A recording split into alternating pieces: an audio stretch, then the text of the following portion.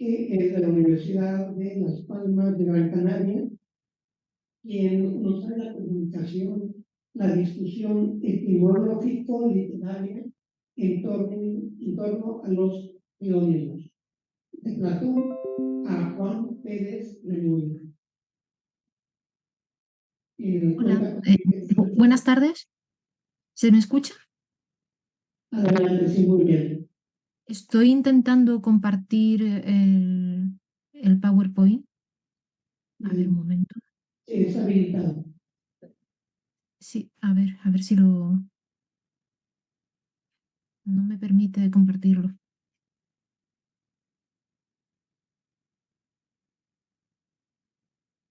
A ver.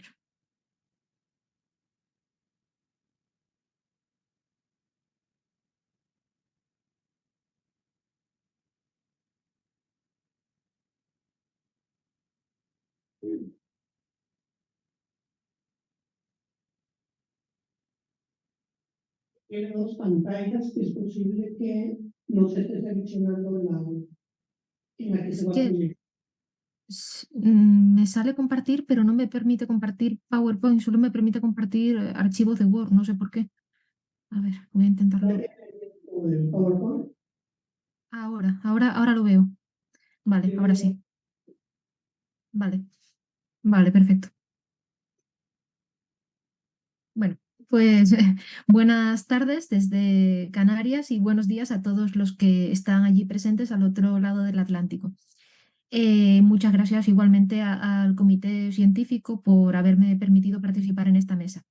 Soy Mónica Martínez de la Universidad de Las Palmas de Gran Canaria y voy a hablar hoy de un tema muy específico dentro de la antroponomástica, que es la discusión etimológico-literaria en torno a los teónimos, es decir, los nombres de los dioses paganos, de Platón a Juan Pérez de Moya.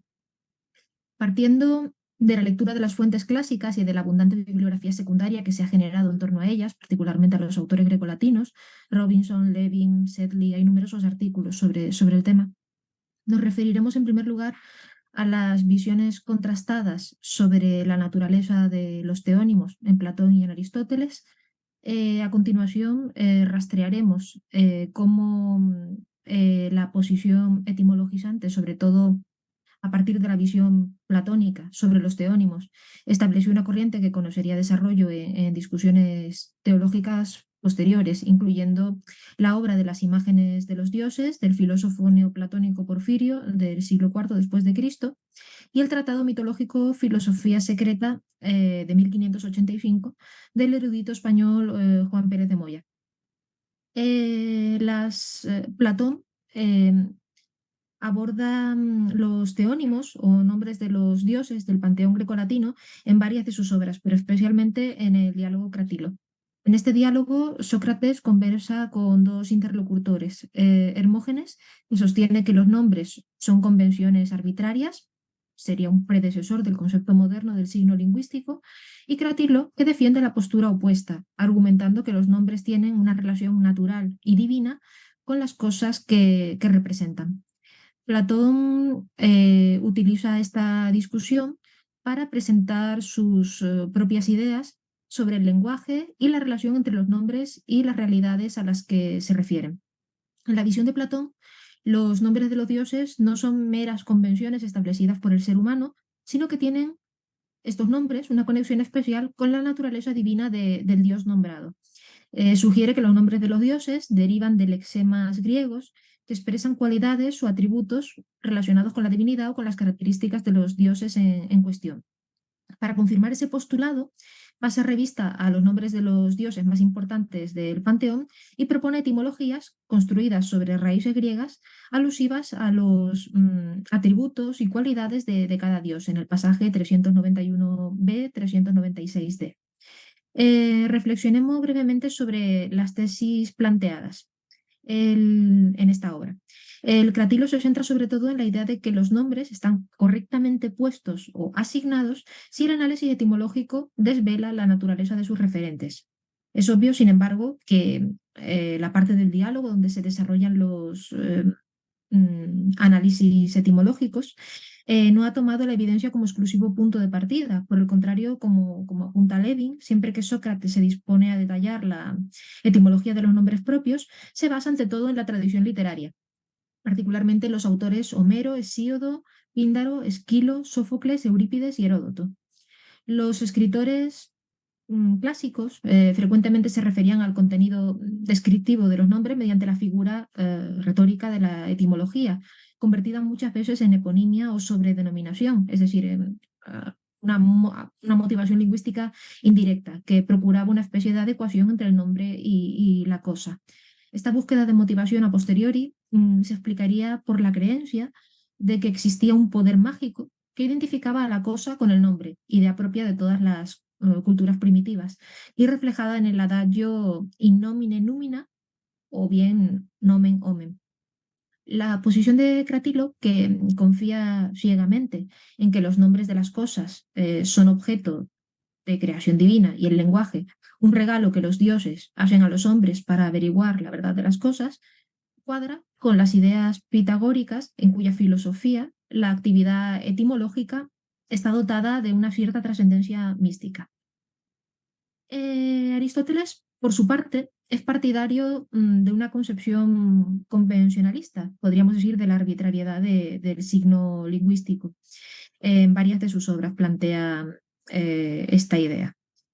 Pero también expone en su retórica que algunos textos literarios pueden explotar con fines expresivos las resonancias etimológicas de un teónimo. Es el pasaje de la retórica que tienen en la diapositiva. En este pasaje se habla justamente de los juegos de palabras en torno a los nombres propios de los dioses, a los teónimos. El nombre de Polo, el famoso sofista, discípulo de Gorgias, significa potro o caballo. Dracon significa, en efecto, dragón o serpiente. La dureza de las leyes draconianas era proverbial y lo sigue siendo.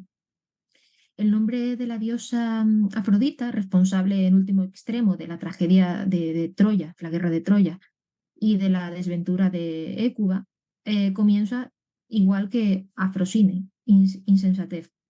Y Penthos significa duelo, luto, lo que es conforme con la suerte que aguardaba a este héroe, aunque de su tragedia, de la tragedia de Penteo, sabemos solo por fuentes indirectas. En la tradición posterior, la posición etimologizante sobre los teónimos tuvo gran fortuna.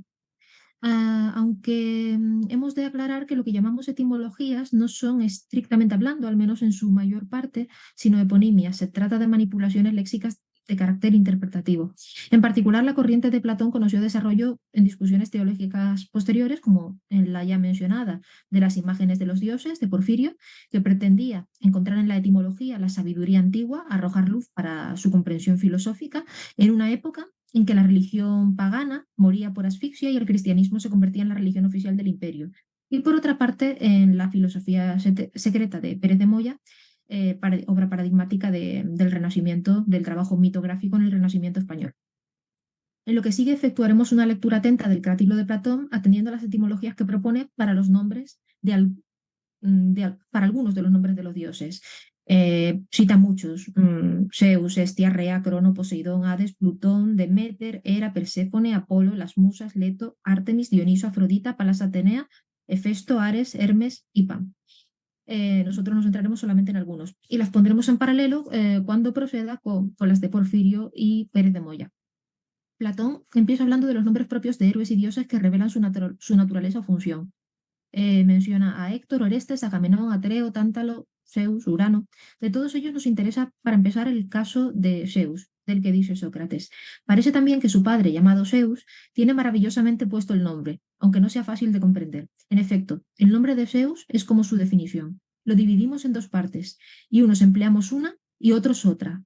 Unos le llaman Tsena y otros Día, pero si los ayuntamos en uno, ponen de manifiesto la naturaleza del dios. Y esto es precisamente lo que conviene que un nombre sea capaz de expresar. Y es que tanto para nosotros como para los demás no hay mayor causante de vida, Zen, que el dominador y rey de todo. Acontece pues que es posiblemente exacto, el nombre de este dios por el cual, digo, los seres vivos tienen el vivir, Zen, y aun siendo único su nombre, está dividido en dos partes, como digo, Día y Zena. Después de haber puesto los dos temas de la palabra en cuestión en relación con el verbo tsen y con la preposición causal dia, lo cual en conjunto equivale a considerar a Zeus como causante de vida, relaciona a Tía con dianoia, inteligencia. Y es que según expone Sócrates, el que Zeus sea hijo de Cronos se refleja en el hecho de que la etimología del nombre de su progenitor pueda establecerse en coros, pureza y nou, de la mente. Los orígenes del análisis realizado por Platón pueden rastrearse en pasajes de Hesíodo, Esquilo, Píndaro y Eurípides y encontrarán continuidad en Pérez de Moya, que siglos después analizará la etimología griega de Zeus, relacionándola con la latina de Júpiter, pero filtrando su interpretación por el tamiz del cristianismo. En cuanto, no leo el texto para no demorarme demasiado. Mm, En cuanto a la diosa del hogar, Hestia, sobre su nombre, dice Sócrates, lo que nosotros llamamos Ousía, ser, esencia, unos lo llaman Esía y otros incluso Osía. Así pues, es razonable llamar Hestia, conforme a la segunda denominación, al ser, esencia de las cosas. Pero además, dado que nosotros decimos Estín, es, de cuanto participa de la Usía, también por esto sería correcto el nombre de Hestia, pues incluso nosotros antiguamente, según parece, llamábamos Hesía a la Usía. Aún más, si uno se fija en los sacrificios, pensaría que los que le pusieron el nombre tenían esta idea. Es razonable que comiencen con Hestia, el sacrificio, precisamente aquellos que dieron el nombre de Hesía al ser del universo. Calvo conjetura que en el primer caso puede llevar Platón razón, porque el sustantivo Hesía se forma sobre el participio femenino del verbo eimi. La formosía, sin embargo, no está documentada ni tiene justificación morfológica posible. Porfirio propone en este caso una etimología diferente, también recogida en la diapositiva. En cuanto a la principal de las potestades subterráneas, la han denominado Hestia. Su estatua de muchacha está instalada sobre el fuego del hogar, Hestias, una etimología bastante verosímil por lo demás. A continuación, seguimos estrictamente el orden de aparición de las divinidades en el diálogo platónico, de las más relevantes, de las que vamos a mencionar, y resaltando los casos en los que los vínculos con la tradición literaria posterior, y no solo con la anterior, son más claros. El primero de ellos es el de Hera, la Juno de los latinos, donde Sócrates plantea, Hera es alguien deseable, érate, tal como se cuenta que Zeus la poseyó, deseándola, eras Zeis.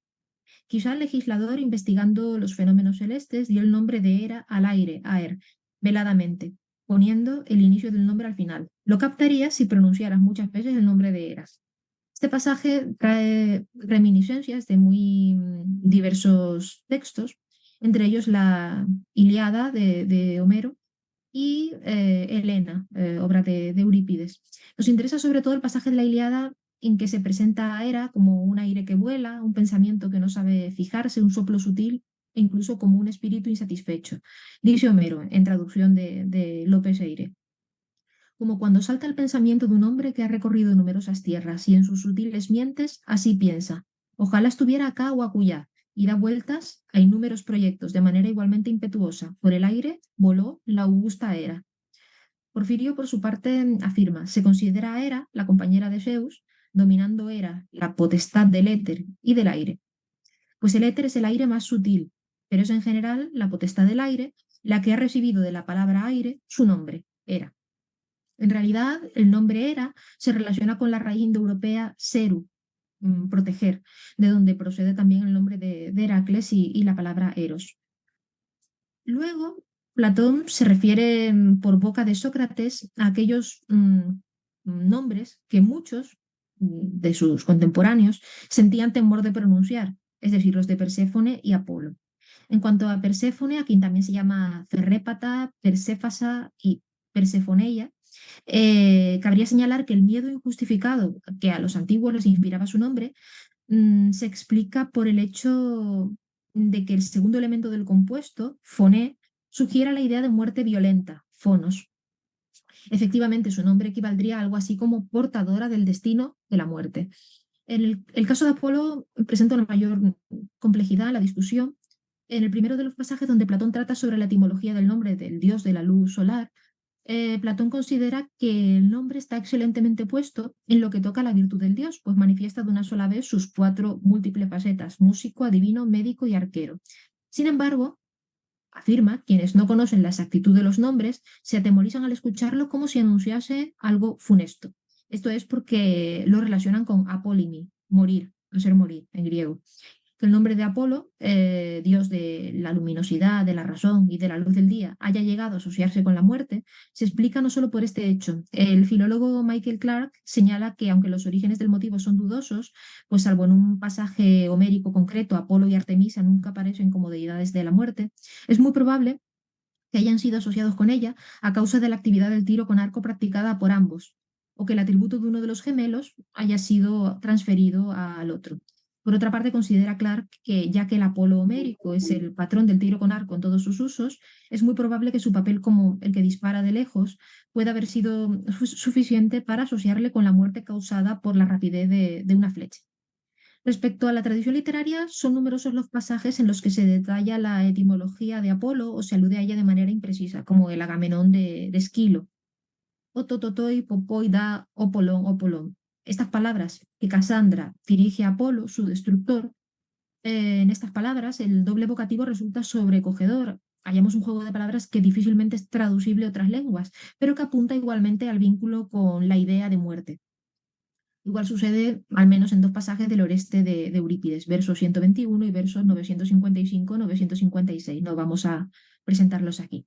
Para Porfirio, en cambio, el nombre de Apolo se explicaría de otra manera. Plantea una hipótesis etimológica alternativa.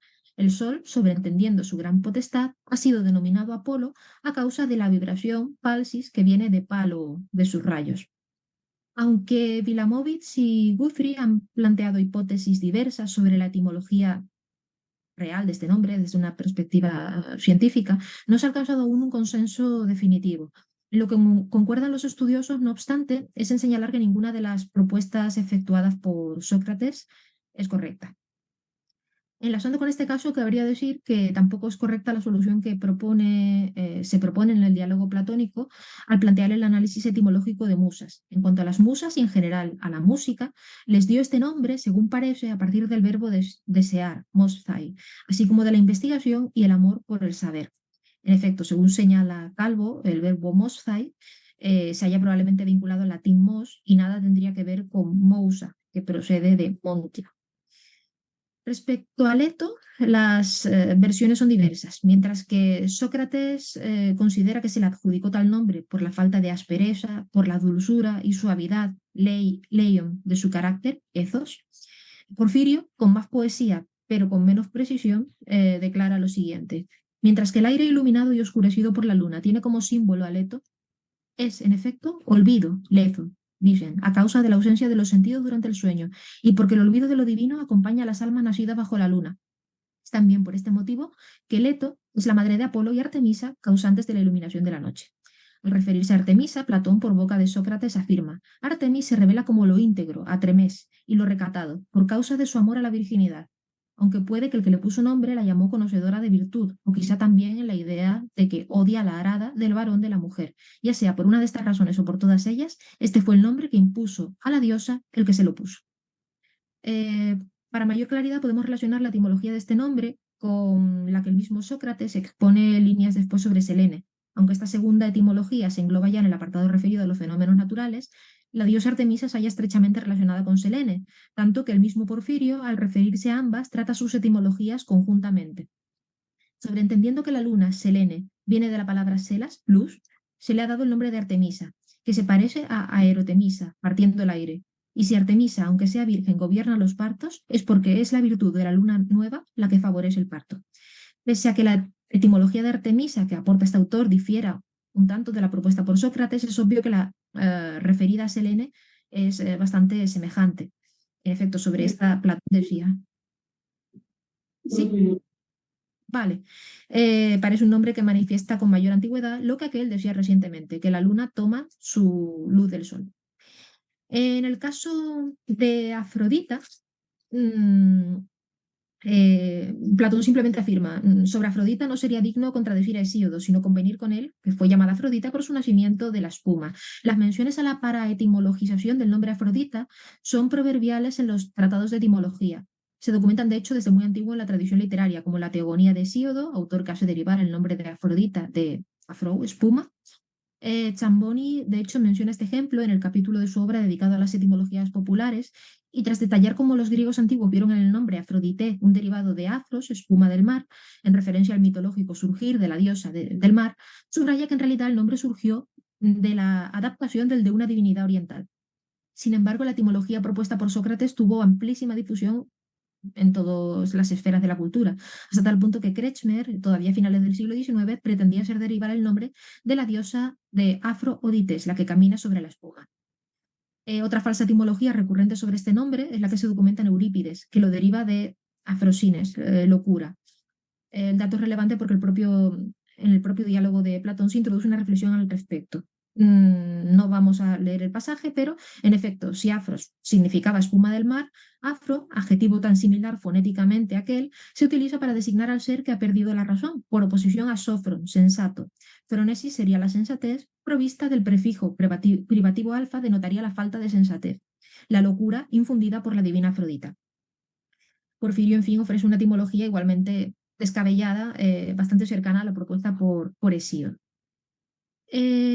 Obviamos todo lo referido a Palas Atenea porque no tenemos tiempo de tratarlo. En ese momento, bueno, en este momento del diálogo, Sócrates propone con gran expresividad dejar ya a los dioses de lado, pero Hermógenes insiste y solicita al maestro que describa la etimología de Hermes, en el que se haya especialmente interesado porque su nombre Hermógenes está muy vinculado al de este dios. Tampoco vamos a discutir este caso, esto quedará ya para la publicación. Pero sí, quería terminar refiriéndome a la figura de Pan, reproduciendo el pasaje platónico en donde se etimologiza sobre este nombre. El que Pan sea un hijo doble de Hermes no carece de sentido. Tú sabes que el discurso manifiesta la totalidad o Pan y que se mueve alrededor y no deja de hacer girar y que es doble, verdadero y falso. Por consiguiente, el que manifiesta todo y siempre hace girar sería justamente el hijo doble de Hermes, suave en sus partes superiores y cabruno en las inferiores, con que Pan es o bien la palabra o hermano de la palabra, dado que es hijo de Hermes, que nada tiene de extraño que un hermano se parezca a su hermano. La motivación que se encuentra para el nombre de Pan guarda cierta relación con lo que ha planteado en el anterior pasaje de Porfirio, que no vimos, sobre Hermes, Hermopan, pero es tal vez más significativa la idea que apunta Pérez de Moya. Por Pan entendieron los antiguos el sol o la naturaleza o la causa segunda, obradora de la voluntad divina de Dios, criada de su divina providencia. Y porque en la naturaleza el sol es el que más obra en la operación de todas las cosas, acerca de la generación y corrupción de ellas, por tanto a Pan, por quien entendían el sol, le llamaron pan o pana, que quiere decir en griego toda cosa o todo el universo. Este pasaje en realidad se relacionaría con Porfirio más que con Platón. De Pan se ha hecho el símbolo del todo, pantos. Los cuernos que le ponen son símbolos del sol y de la luna, y su piel de cervatillo indica las estrellas en el cielo o la variedad del todo. En conclusión, en este trabajo nos hemos referido brevemente a las distintas perspectivas sobre la naturaleza y explotación literaria de los teónimos. Hemos rastreado cómo la posición etimologizante sobre los teónimos, presente en la literatura clásica, estableció una corriente que, bebiendo de las obras literarias griegas previas, conocería desarrollo en discusiones teológicas posteriores, particularmente en la obra de Porfirio y en el tratado mitográfico Filosofía secreta de Pérez de Moya. Las etimologías que tanto los autores antiguos como los modernos proponen para los nombres propios de los dioses son en muchos casos pseudoetimologías, pero estas, surgidas de la antinomia entre la arbitrariedad del signo y la necesidad del hablante de atribuirle una motivación, son también dignas de consideración, así lo plantea también Zamboni en su monografía sobre la etimología. Pues son reveladoras del interés humano por el problema semántico de la conexión entre los nombres y las realidades referidas. Y bueno, esto sería todo. Muchas gracias por su atención.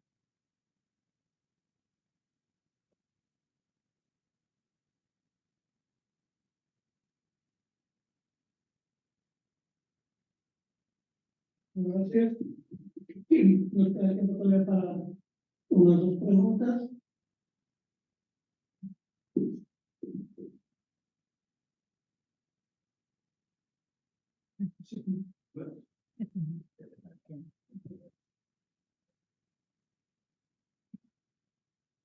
Sí, está bien. Bueno, muchas gracias. Que realmente constituye una mil sobre la castaña a los peones. Bueno, yo soy un poquito estímulo, algunos de los líneas que se votaron. No consigo escuchar, el audio está distorsionado. Participo un poco de la utopía sobre la etimología como uso de acceso a la verdad. Lo que pasa es que no estoy muy convencido de mis propias convicciones. De todos modos, considero que, aunque no sean como éticos, muy creíbles, pueden ser todos libres, porque algunos son contradictorios, no deja de ser un caso en que se usa que, por así decir, la creencia puede fabricar grandes obras de sus autores. Simplemente es una apreciación. Por lo demás, estoy realmente apabullado por la condensación de su definición. Muchas gracias. Bueno, muchas gracias por el comentario. No he terminado de entenderlo del todo porque se escucha muy mal, pero algo he entendido. Muchas gracias. ¿Algún otro comentario? ¿Preguntas? Bueno, pues agradecemos mucho la participación. Sí, es el problema de los micrófonos. No sé qué, en ocasiones han estado funcionando muy bien, ahora no. Pero muchísimas gracias por la participación y nos preparamos para la siguiente participación